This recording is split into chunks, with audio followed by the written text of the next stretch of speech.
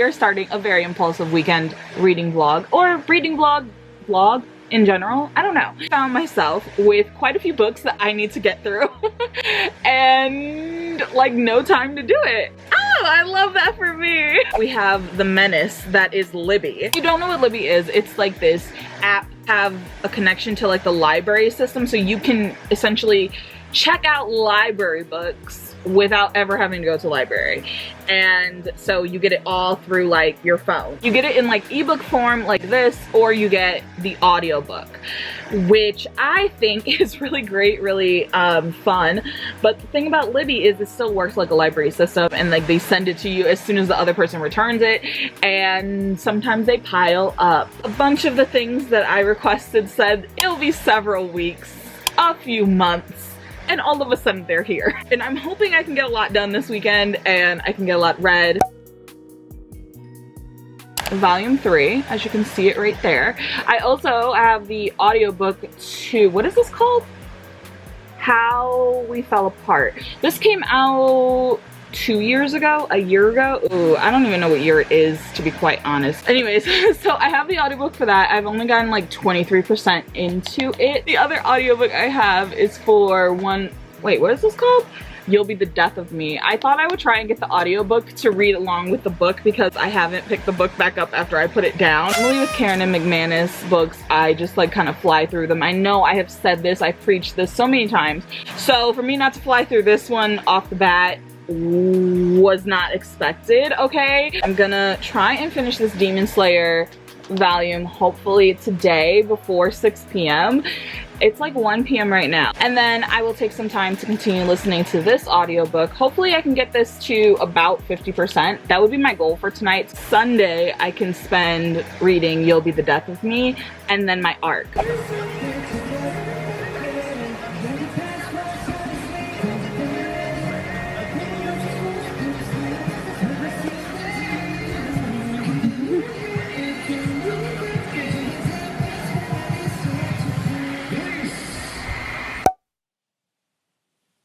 I have an update on what is this called? How We Fall Apart. So actually I can show you. So you see this cover? Actually I could totally just put the picture on the screen. There's 4 people on the cover, so I guess I kind of naively assumed that we were going to get the point of view of all 4. But we only get the point of view of one, our female protagonist. What's her name? Nancy, that's her name, Nancy. And I feel like this is definitely a story whenever you're following a group of people and they're like being accused.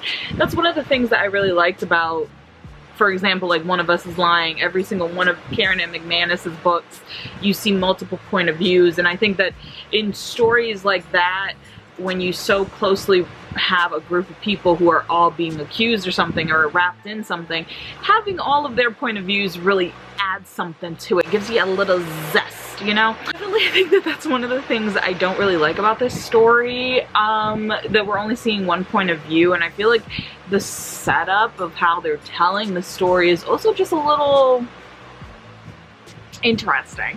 It reminds me of Pretty Little Liars, and I was looking through, trying not to get spoilers, but I was looking through some of the comments and reviews on Goodreads, and not many people like compared it to like Pretty Little Liars, but to me it kind of reminds me of that because, you know, you have this like super popular girl in the friend group who is kind of a bitch, and she is killed, you know, she's gone. Has like this very manipulative nature. She knows everything about everyone.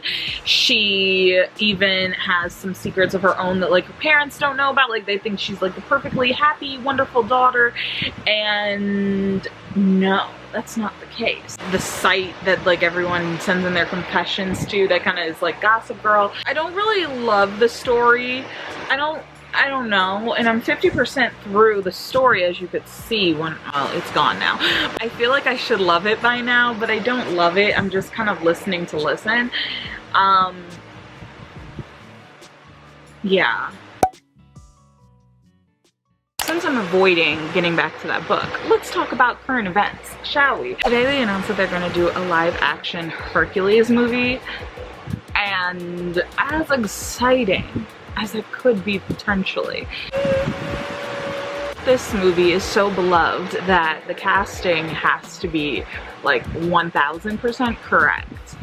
And if it's not, I feel like the best advantage to this would be to cast someone who is relatively unknown and who they get to play Hercules, okay? I had someone ask me a few weeks ago about my thoughts on the Bridgerton now that they're doing season 3, and if you remember, I did a failed reading vlog and ended up just deciding to watch the new season of Bridgerton instead of reading. The next couple for Bridgerton is going to be Colin and Penelope, which I'm honestly not excited about. I really just don't care for it.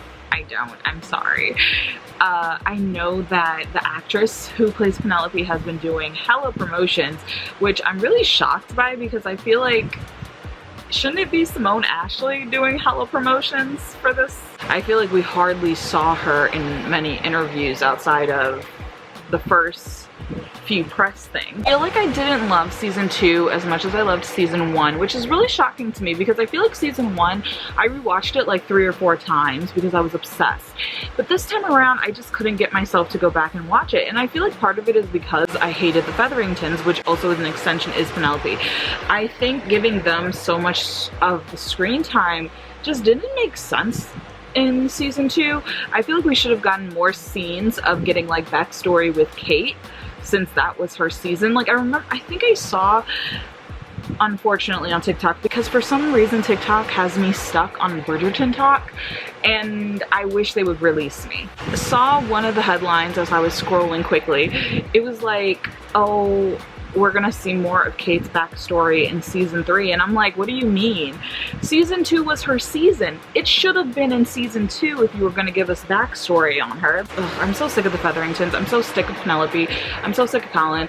I just have no interest in seeing their love story because I just don't care for either of them. I also was reflecting on season 2 and thinking about how like it was so weird that the Duke was not there, because like Anthony is literally his best friend. So the fact that the Duke wasn't there and they had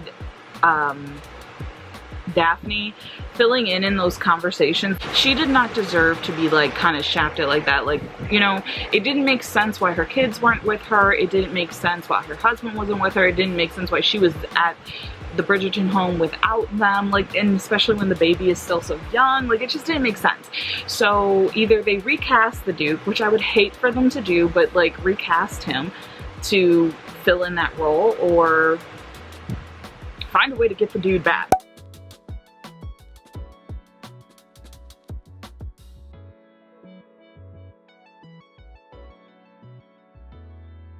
Oh my god, Miss Marvel. I am enjoying Miss Marvel so much. There's been so much negativity towards that show in the lead up to it being aired. I really hope that people give it a shot because it's really, really cute. I love the graphics in it. So good. They're mine. I don't like Bruno. We don't talk about Bruno. How are there so many Brunos in Disney? We really need that investigated because like a lot of these Disney properties have Brunos in them. Did I ever update my letterbox from that one movie I watched? I swear, I love updating my letterbox. It's like my favorite thing. It's just like updating my fucking Goodreads. Speaking of Goodreads, I have still not successfully transitioned over to Storygraph. I don't know, is there another book tracking app other than Goodreads that is not Storygraph? Because Storygraph and me don't get along.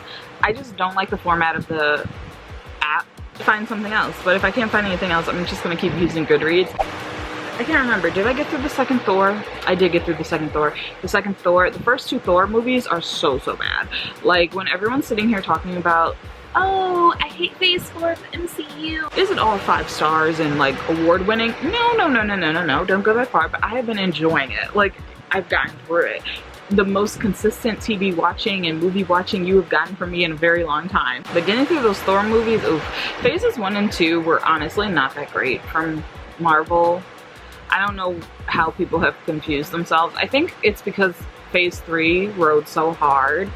Said everything is so disconnected, and I'm like, Are you okay? Like, literally the reason why it feels disconnected in phase 4 is because the majority of the characters who are coming in now are new characters. They're giving new stories. They're setting up new, like, teams. And when you watch Miss Marvel, a lot of little tidbits and sprinkles of Easter eggs are in there that connect a lot of the things that came out in 2021. And I imagine as we continue to go on, guess what? Oh my gosh, things are gonna start connecting. And there are probably things that are connected throughout 2021 that we don't even realize yet, because we'll have to look back once we get our answers later on and we're like, oh shit, I remember there was this one scene, which I'm pretty sure is what happened when the first few phases were happening, because no one really realized what you were supposed to be looking for in that saga. But like, once you started seeing it, it started clicking after how many movies. Goodness gracious, people are so impatient nowadays. I'm sorry. Sorry, I could not be the good girl Alexander and my family in this world wanted me to be. I could not chain myself to the safety of the ground, but I knew I was born to fly, born to burn fast and hot and bright. One day, Alexander would understand. They would all understand. I would make them understand. Make them see me, the real me, this fire that burned loveliest, right before destroying everything in its path. I'm getting ready for my day, and I just wanted to come on here and let you know really quickly how I felt about, what was it called? Oh my gosh, I have to look. Did I tell you that I finished Demon Slayer? Well, I finished that. That happened a while ago. I read Inheritance by Elizabeth Acevedo. It was this poetry about hair. There seems to be a theme with me and hair lately. I also listened to an audiobook for Imaginary Borders. It was about climate change and how that directly correlates to, you know, like people of color and minority communities and immigrants and things like that. It was pretty good. I really thought that some of the stats that were mentioned were very interesting, and it also talked about this person's band or whatever, which I don't really know what that had to do. I mean, I'm sure there was like a deeper meaning to that. I think this was like an essay. I don't really know why the band was mentioned. Now, How We Fall Apart. I finally finished that and I gave it 1 star. I didn't like it. Bad. I was bored throughout the whole book.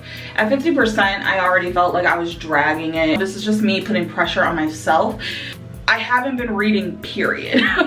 So I just kind of wanted to pressure myself to just read it and just like get through the whole thing and not make little things of an excuse. Like, you know, I was like, okay, so what if I'm not connecting with the narrator or the main protagonist? Who cares? I need to push through. Who cares if I find all these characters boring? Who cares if I wish it was a different point of view? Who cares if I don't care who is stalking them? Which should have been a red flag right there. Like, if you don't even care about who is framing the people and like who did it, blackmail, murder thing, that's probably a sign that you should be enough. I wanted to challenge myself to actually finish this one.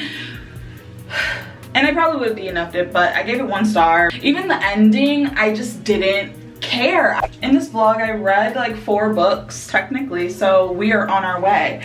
I think I'm like on this super fast track to try and finish 50 books, but that's all I have for this weekend's reading vlog. I hope that you enjoyed it. I don't even remember what I talked about in this vlog, to be quite honest with you. I've just been going. I need to edit a video because I don't have a video to post for this week, so I also need to, I did a vlog with, not me still talking. I did a vlog of me going through BTS's comeback because I like to do things like that. And I kind of did it like we're on Close Friends, so I filmed everything on my phone. I need to edit that though, and that's probably gonna go up this week. It's either gonna go up on Wednesday or it's going up on Friday. One or the other. I pick 3 days during the week that I want to post on. My ideal is to post 2 times a week. But I feel like that's always hard. Every single time I'm like, okay, 2 times a week, I catch up on myself and I'm like, how did I get here? One day I will get my life together fully and have a good schedule with 2 times a week. It's hard because it's like you have to have content to be able to do that. And to have content, that means I have to read, which means I have to have things to talk talk about? I don't know. So that's why it goes back and forth between once a week and like 2 times a week, because like, I don't know what to tell you. I'm going to get ready for my day and we'll catch you in the next vlog. Thank you so much for watching. Bye. Only live in the dreams, baby.